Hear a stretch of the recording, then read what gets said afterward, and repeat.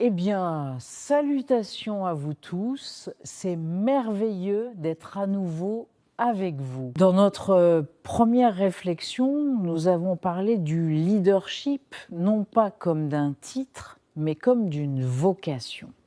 Nous avons parlé de la manière dont le Christ exerce son pouvoir, non pas par la domination, mais par la présence et le service. Aujourd'hui, je souhaite m'appuyer sur ces fondements pour aborder un aspect très concret. Le leadership n'est pas seulement spirituel, il est structurel, il est psychologique, il est relationnel et il s'exerce au sein de systèmes complexes. Si nous ne comprenons pas la complexité, nous tenterons de résoudre les réalités d'aujourd'hui avec les outils d'hier. Et je vais explorer ce qu'est la complexité dans cette vidéo.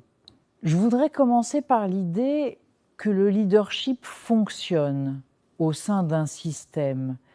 Un système organisationnel est un réseau vivant de personnes, de rôles, de relations, de structures et de processus qui travaillent ensemble pour accomplir une mission commune. Ce n'est pas simplement un organigramme ou un ensemble de politiques. Il comprend des éléments formels tels que les structures de gouvernance, les budgets, les plans stratégiques et les lignes hiérarchiques, ainsi que des dynamiques informelles comme la culture, les habitudes de communication, les niveaux de confiance et l'histoire commune. Dans un système, aucune partie ne fonctionne de manière indépendante. Les décisions prises dans un domaine influencent les autres domaines.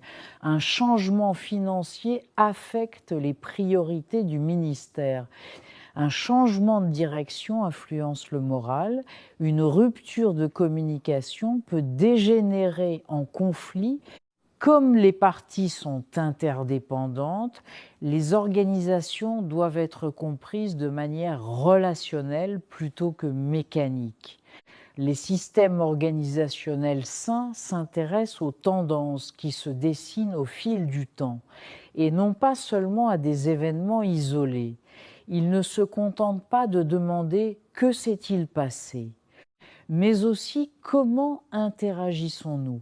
Lorsque les dirigeants appréhendent l'organisation comme un système, ils dépassent le stade du blâme et commencent à renforcer les liens, la clarté et la responsabilité partagée au sein de l'ensemble de l'organisation. Chaque congrégation est un système. Lorsque nous parlons d'un système, nous ne parlons pas d'une machine, nous parlons d'une réalité vivante.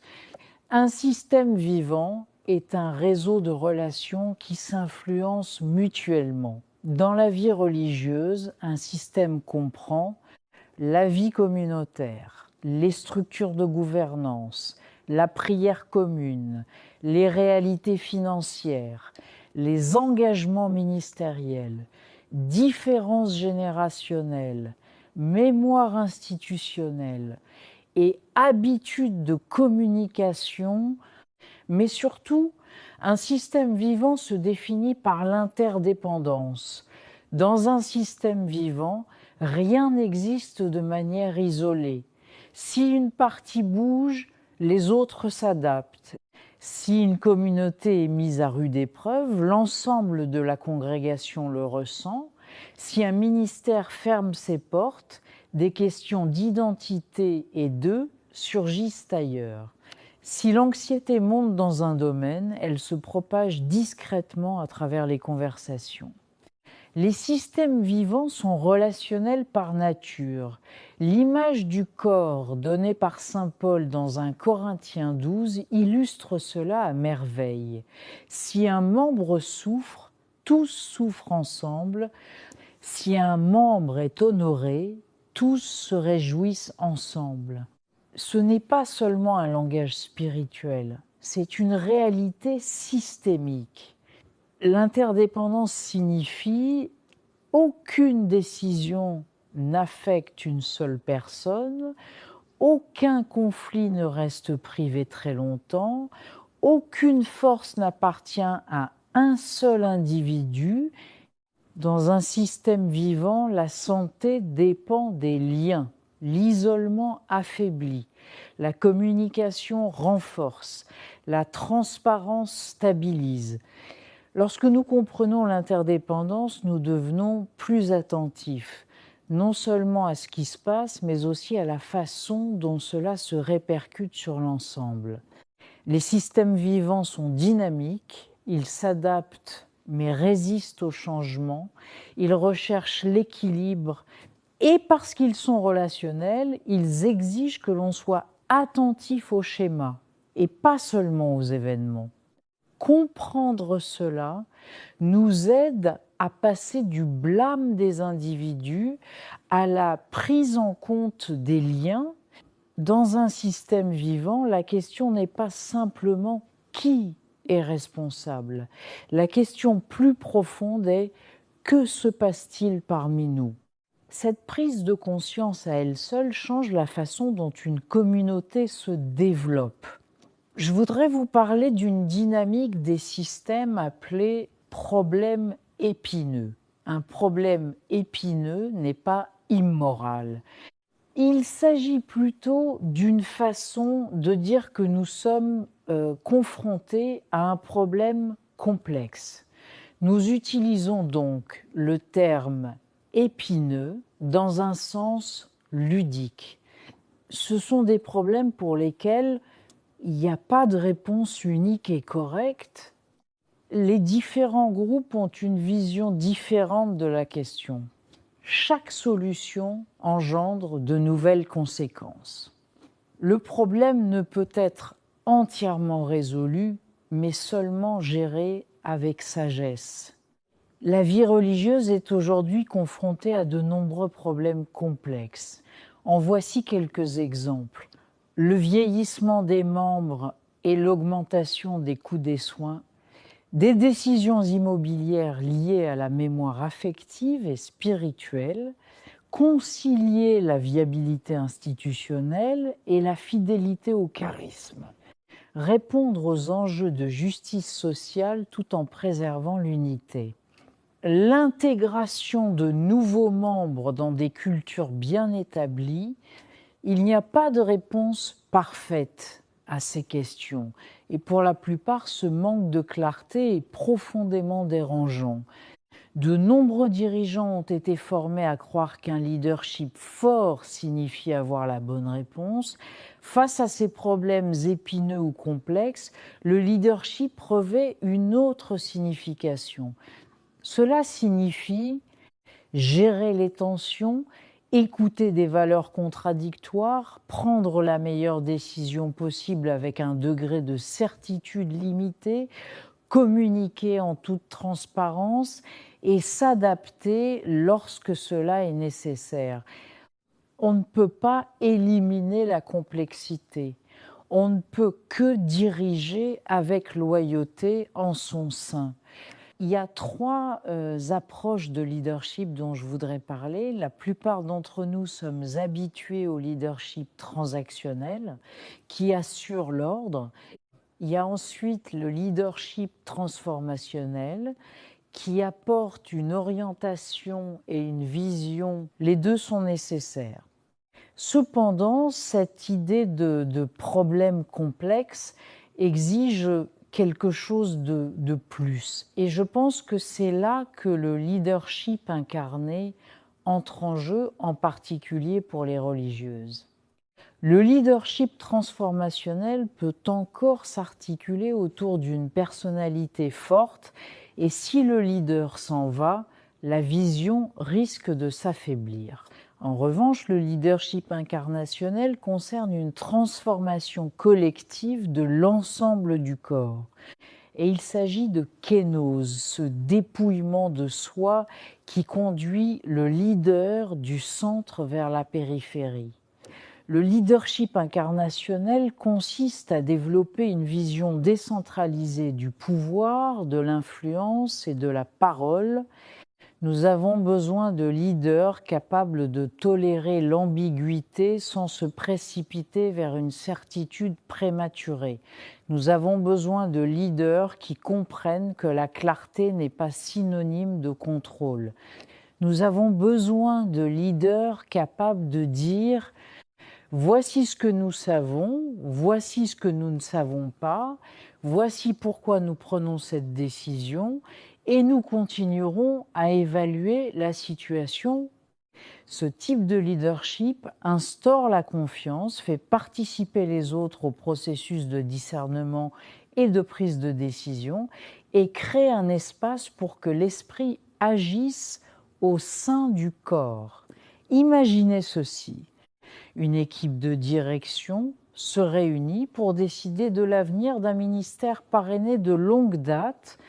Les données financières montrent des difficultés, les sœurs qui l'ont fondé y sont profondément attachées, les membres plus jeunes s'interrogent sur sa viabilité. Un leadership transactionnel analysera les chiffres. Le leadership transformationnel se concentrera sur l'orientation future. Le leadership incarné fera les deux, mais il posera également la question suivante. Qui a porté le poids émotionnel de ce ministère? Quel chagrin est présent? Quelle peur n'est pas exprimée? Qui n'a pas encore pris la parole dans cette salle? Il ralentira suffisamment la conversation pour permettre à la vérité de faire surface. Il ne se précipitera pas vers l'efficacité si celle-ci fait taire la dignité. Et lorsqu'une décision est prise, le leadership incarné explique non seulement ce qui a été décidé, mais aussi pourquoi et comment les voix ont été prises en compte. Je voudrais expliquer un point important lorsqu'il s'agit de comprendre le leadership. La différence entre les compétences techniques et les compétences relationnelles. On ne parle généralement pas de compétences techniques ou relationnelles. En général, les compétences techniques sont des aptitudes techniques et mesurables. Elles comprennent des domaines tels que la culture financière, la planification stratégique, les connaissances en matière de gouvernance, l'élaboration de politiques, la budgétisation, la connaissance du droit et la conception organisationnelle. Les compétences techniques répondent à la question « Pouvons-nous gérer le travail de manière responsable et efficace ?» Les compétences relationnelles, en revanche, sont des capacités relationnelles et comportementales. Elles comprennent la régulation émotionnelle, l'écoute, la gestion des conflits, une communication claire, la définition de limites, la sensibilité culturelle et la capacité à instaurer la confiance. Les compétences relationnelles répondent à la question « Pouvons-nous travailler ensemble de manière à renforcer la communauté ?» Les compétences techniques permettent à une institution de fonctionner.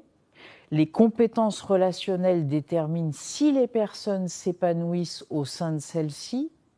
Les deux sont nécessaires, mais dans les systèmes complexes, les compétences relationnelles déterminent souvent si les décisions difficiles sont accueillies avec confiance ou avec résistance. Permettez-moi d'examiner plusieurs de ces compétences relationnelles plus en détail. Régulation émotionnelle. La régulation émotionnelle ne signifie pas réprimer ses émotions. Cela signifie ne pas réagir de manière impulsive, ne pas aggraver la tension, ne pas prendre les désaccords personnellement. Imaginez une réunion du conseil où une sœur conteste vivement une proposition. Si le responsable se met sur la défensive, l'atmosphère se tend. Si le responsable reste calme et ouvert, l'atmosphère se stabilise. La régulation émotionnelle permet au système de gérer les difficultés sans se fracturer. Écoute profonde. Écouter, ce n'est pas attendre pour répondre. L'écoute profonde signifie écouter pour saisir le sens qui se cache derrière les mots, écouter la peur qui se cache derrière la résistance, écouter le chagrin qui se cache derrière la colère. Par exemple, une sœur s'oppose à la fermeture d'un ministère.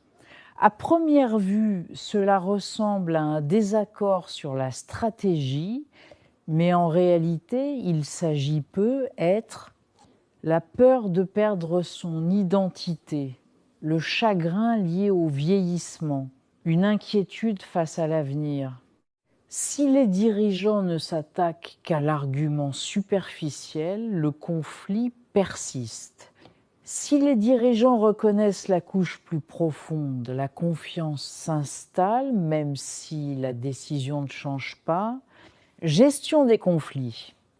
Les systèmes sains n'évitent pas les conflits. Ils les gèrent de manière constructive. La gestion des conflits comprend identifier les tensions dès leur apparition, créer un espace structuré pour les désaccords, clarifier les valeurs communes, prévenir la triangulation. La triangulation se produit lorsque quelqu'un parle d'un problème à d'autres personnes plutôt qu'à la personne concernée. Les dirigeants doivent rediriger ce comportement avec tact. Par exemple, si une sœur se plaint auprès de la direction au sujet d'une autre membre, la direction pourrait dire « Avez-vous parlé directement avec elle ? Je vous encourage à avoir cette conversation. Je peux vous aider si nécessaire. » Cela renforce le système plutôt que de centraliser toutes les tensions au sein de la direction. Une communication claire. En période d'incertitude, le silence engendre de l'anxiété. Les responsables doivent communiquer ce qui a été décidé, pourquoi cela a été décidé, quels facteurs ont été pris en compte. Ce qui reste incertain, la clarté n'élimine pas la déception, mais elle réduit les spéculations. Lorsque les gens comprennent le raisonnement, ils sont plus enclins à rester engagés, même lorsqu'ils ne sont pas d'accord. Sécurité psychologique. La sécurité psychologique signifie que les gens peuvent s'exprimer en toute franchise sans craindre d'être humiliés ou rejetés. Dans le contexte du leadership, cela se traduit par solliciter délibérément les avis, remercier les voix dissidentes, éviter le sarcasme, donner l'exemple de l'humilité. Si les sœurs ont le sentiment que les désaccords seront sanctionnés, elles se replieront sur elles-mêmes. Le retrait affaiblit le discernement. Un autre élément important pour adopter le type de leadership dont nous avons besoin aujourd'hui est la collaboration. La collaboration devient essentielle lorsqu'il n'y a pas de réponse parfaite. Mais la collaboration doit être définie avec soin. La collaboration, ce n'est pas une conversation sans fin, une fuite devant la prise de décision, un consensus passif. La collaboration, c'est un objectif clair et partagé, une information transparente, un dialogue structuré, un pouvoir décisionnel défini, une responsabilité partagée après la prise de décision. Par exemple, si une congrégation réfléchit à la possibilité de fusionner des ministères, les responsables pourraient fournir ouvertement toutes les informations pertinentes, organiser des séances d'écoute structurées, identifier les valeurs clés qui guident la réflexion, préciser qui prendra la décision finale, communiquer clairement les prochaines étapes. La collaboration n'enlève rien à l'autorité, elle renforce la légitimité de l'autorité, Cela peut sembler évident pour nous, religieuses, mais cela mérite d'être souligné. Les problèmes complexes exigent de l'humilité. Les responsables doivent être capables de dire « cette décision n'est pas parfaite, elle reflète notre meilleur discernement à ce moment-là ». Ce type de réponse exige une force intérieure. Dans les Écritures, même l'Église primitive a été confrontée à des questions complexes, comme l'inclusion des païens dans les Actes 15. Il y a eu des débats, il y a eu des désaccords, il y a eu du discernement. Le leadership n'a pas éliminé les tensions, il les a guidées. Dans les systèmes complexes, le contrôle affaiblit la capacité d'adaptation. Avoir des capacités la renforce. Le renforcement des capacités signifie accompagner les autres vers des rôles décisionnels, partager les connaissances plutôt que de les garder pour soi, développer des compétences en animation au sein de la communauté, encourager la remise en question constructive. L'objectif n'est pas de tout résoudre personnellement. L'objectif est de renforcer le corps afin que la sagesse soit partagée. Et parfois, nous devons redécouvrir une sagesse qui a été négligée. Il arrive dans la vie religieuse que certaines voix soient automatiquement privilégiées, souvent en raison d'un rôle, d'une éducation ou d'une domination culturelle. Le leadership incarné pose doucement la question suivante. La sagesse est-elle concentrée entre les mains de quelques-uns ou a-t-on simplement supposé qu'il en était ainsi? Par exemple, une sœur plus âgée qui n'a jamais occupé de fonction officielle peut posséder une profonde sagesse relationnelle concernant l'esprit fondateur de la congrégation.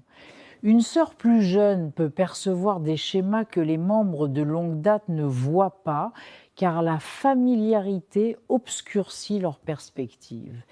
Une sœur originaire d'une autre région peut mettre en lumière des angles morts que les initiés ne remarquent pas. Le leadership incarné fait de la place à ces voix, non pas pour les inclure de manière symbolique, mais en tant que véritables contributrices. Le leadership en tant que vocation ancrée dans la mission de Dieu au sein d'un système complexe implique gérer la complexité, gérer les tensions, communiquer en toute transparence, gérer les conflits, pratiquer une collaboration disciplinée, construire des systèmes résilients. Aujourd'hui, le leadership ne consiste pas à avoir des réponses parfaites. On nous rappelle que le contrôle excessif renforce l'autorité et que le repli sur soi évite les décisions difficiles. Le leadership incarné nous invite à emprunter une troisième voie, celle d'une présence ancrée. Jésus, dans la tempête, ne panique pas, il n'abandonne pas le bateau, il reste imperturbable. Le leadership exige une formation intérieure. Si vous êtes réactif, le système devient réactif. Si vous êtes sur la défensive, le système devient prudent. Si vous êtes ancré, le système se stabilise. La prière ne se distingue pas de la gouvernance, la conscience de soi ne se distingue pas de la gestion budgétaire, et la maturité spirituelle façonne la santé de l'organisation. Notre tâche n'est pas de contrôler l'avenir, mais de renforcer le corps afin qu'ensemble, nous puissions répondre avec sagesse à tout ce qui se présente. Il existe une autre dimension du leadership que nous devons clairement nommer en tant que religieuses. Le leadership n'est pas distinct des vœux. En fait, le leadership existe pour protéger, interpréter et renforcer le sens vécu des vœux dans des contextes changeants. Et puisque nous sommes toutes des leaders formels et informels au sein de nos congrégations, nous sommes toutes responsables de protéger d'interpréter et de renforcer ensemble, collectivement, le sens vécu des vœux en tant qu'un seul corps de discernement et de sagesse. Le code de droit canonique, en particulier l'article 573, nous rappelle que la vie religieuse est une forme de vie stable dans laquelle les membres, en suivant plus étroitement le Christ, sont consacrés par la profession des conseils évangéliques. Cela signifie que la pauvreté, la chasteté et l'obéissance ne sont pas des idéaux symboliques. Elles façonnent notre vie commune. Le droit canonique parle également de manière très concrète de la pauvreté. Je me réfère ici aux articles 600, 619 et 635. Il stipule que les religieux doivent mener une vie de simplicité et éviter tout ce qui a l'apparence du luxe ou d'une accumulation excessive. Il nous rappelle en outre que les biens sont détenus et administrés conformément au droit propre et que les supérieurs exercent une vigilance sur l'administration des biens. Il ne s'agit pas de contrôle, il s'agit d'intendance et de témoignage. Mais c'est là que le leadership se heurte à la complexité. Les vœux n'existent pas dans l'abstrait. Ils se vivent dans des économies réelles, des cultures réelles, des systèmes familiaux réels et des ministères réels. Dans de nombreux contextes africains, par exemple la croissance économique, l'accès aux technologies et l'élargissement des opportunités professionnelles ont radicalement transformé le paysage. Les sœurs sont hautement qualifiées, engagées professionnellement et se voient confier d'importantes responsabilités institutionnelles.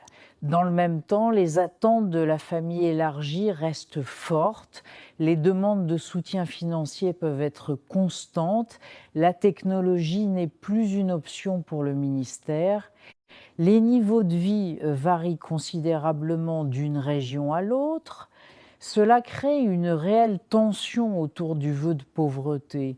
Et cette tension ne signifie pas un échec, elle signifie qu'un discernement est nécessaire.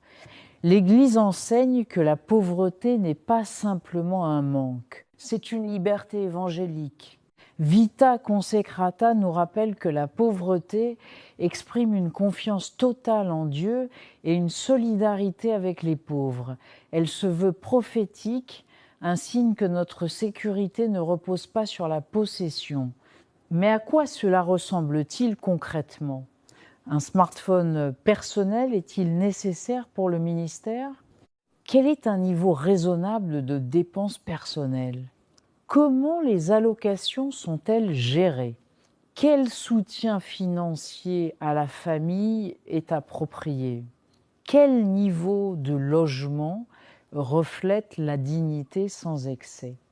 Si ces questions ne sont pas abordées en communauté, elles deviennent individuelles. Et lorsqu'elles deviennent individuelles, la comparaison et le ressentiment peuvent s'installer insidieusement.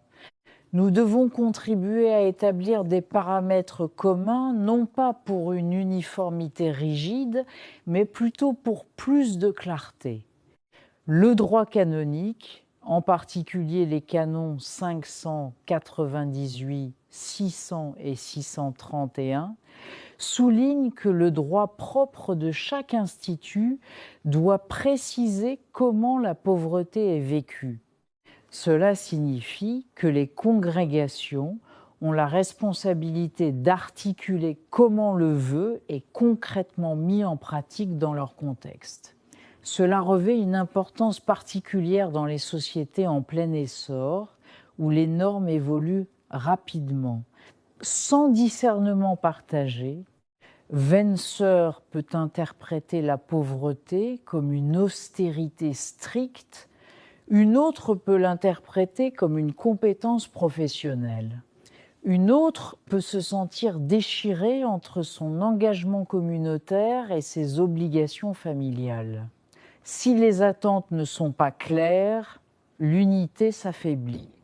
Nous devons mettre en place des discussions structurées sur ce que signifie la simplicité en ce moment. Ce qui constitue une nécessité pour la mission, quelles limites protègent le témoignage et comment l'équité est maintenue au sein des communautés locales, des régions et des ministères. Il ne s'agit pas simplement d'une question administrative, c'est une formation spirituelle. Il en va de même pour l'obéissance. Le droit canonique, en référence spécifique au Code 601, décrit l'obéissance comme une réponse à la volonté de Dieu transmise par des supérieurs légitimes. Mais l'obéissance n'est pas une soumission aveugle, elle présuppose l'écoute de part et d'autre.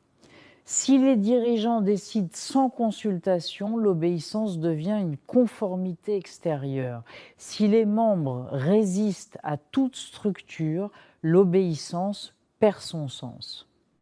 Une obéissance saine exige des processus transparents, un discernement partagé et une clarté quant à l'autorité finale. Le leadership doit aider l'obéissance à mûrir au-delà de la dépendance infantile et au-delà de l'autonomie individuelle. Nous sommes appelés à un discernement adulte et communautaire. La chasteté du célibat exige également un soutien communautaire. Dans la société contemporaine, les limites émotionnelles sont plus complexes. La communication numérique brouille les frontières. Les relations au sein du ministère peuvent devenir intenses. La solitude peut être une norme tacite de la vie religieuse, une solitude même lorsque nous sommes entourés de nombreuses sœurs. Le célibat ne se nourrit pas du silence, il se nourrit de la communauté, de la responsabilité mutuelle et d'une maturité relationnelle saine. Nous ne devons pas supposer que les vœux se maintiennent d'eux-mêmes. Ils exigent une formation continue tout au long de la vie, un dialogue et des attentes claires. Et c'est là que cela rejoint les problèmes complexes. Il n'existe pas de formule universelle unique pour vivre la pauvreté aujourd'hui. Il n'existe pas de modèle culturel unique pour l'obéissance. Il n'y a pas de protection automatique pour le célibat. Ces réalités doivent être réexaminées encore et encore. Non pas parce que les vœux s'affaiblissent, mais parce que les contextes changent. Nous devons avoir le courage de nous demander: nos pratiques actuelles sont-elles en accord avec notre charisme ? Sont-elles équitables pour tous les membres ? Sont-elles durables ? Reflètent-elles le témoignage évangélique ? Renforcent-elles ou affaiblissent-elles la communion ? Le pape François a souvent rappelé aux personnes consacrées que les vœux ne sont pas des pièces de musée, ce sont des engagements vivants. Ils doivent être vécus de manière prophétique et non nostalgique. Dans des contextes en pleine évolution, cela signifie résister à deux tentations. La tentation de s'accrocher rigoureusement aux expressions du passé sans s'adapter, et la tentation d'absorber progressivement des normes culturelles non examinées qui érodent le témoignage. Le leadership se trouve pris dans cette tension et c'est là que la collaboration devient essentielle. Les paramètres relatifs à la pauvreté, en particulier dans les contextes où les disparités économiques sont importantes, ne devraient pas être décidés en privé ou de manière informelle. Ils doivent être définis en commun au sein des chapitres, par la réflexion au sein du Conseil, par le biais de rapports financiers transparents, par le biais de programmes de formation, par une évaluation continue, car la manière dont nous nous rapportons à l'argent, au pouvoir, à la propriété et à l'autonomie personnelle n'est pas secondaire. Elle révèle ce en quoi nous croyons véritablement. Les vœux façonnent la capacité personnelle. Si une sœur n'a jamais été invitée à examiner son rapport à la sécurité, au statut ou à l'indépendance, nous devons lui offrir cette formation. Si une congrégation n'a jamais clarifié ses attentes concernant le soutien financier de la famille, l'utilisation des technologies ou les dépenses personnelles, la direction doit engager cette conversation. Il ne s'agit pas de contrôler, il s'agit plutôt de protéger l'intégrité. La vie religieuse est prophétique non pas parce qu'elle est parfaite, mais parce qu'elle aspire à la cohérence. Diriger ne consiste donc pas seulement à gérer des ministères ou à résoudre des conflits. Il s'agit de préserver l'intégrité de la vie consacrée dans les conditions réelles de la vie. Il s'agit d'aider chaque sœur à grandir dans la liberté. Il s'agit de veiller à ce que la manière dont nous vivons, la pauvreté, l'obéissance et la chasteté renforcent le corps, plutôt que de créer une fracture silencieuse. Et ce travail exige de la clarté, de l'humilité, de la transparence, du courage et une confiance profonde dans l'esprit qui continue de guider l'Église en tout contexte. Pour conclure, je vous adresse une invitation à vous, à moi-même et à toutes les religieuses. N'ayons pas peur d'examiner attentivement la manière dont nous vivons. Ne partons pas du principe que la clarté du passé s'applique automatiquement au moment présent. Nous ne sommes pas appelés à la perfection, nous sommes appelés à l'intégrité. Et l'intégrité grandit lorsque nous réfléchissons honnêtement, discernons en communauté et agissons avec courage. Elle grandit lorsque nous sommes prêts à examiner nos a priori, à clarifier nos repères et à aligner nos structures sur notre consécration. Puissions-nous choisir le courage plutôt que le confort. Puissions-nous fortifier le corps qui nous est confié. Et puisse la manière dont nous vivons nos vœux, en ce temps et dans ce contexte, refléter la cohérence, la liberté et une profonde confiance dans l'esprit qui continue de nous guider vers l'avant.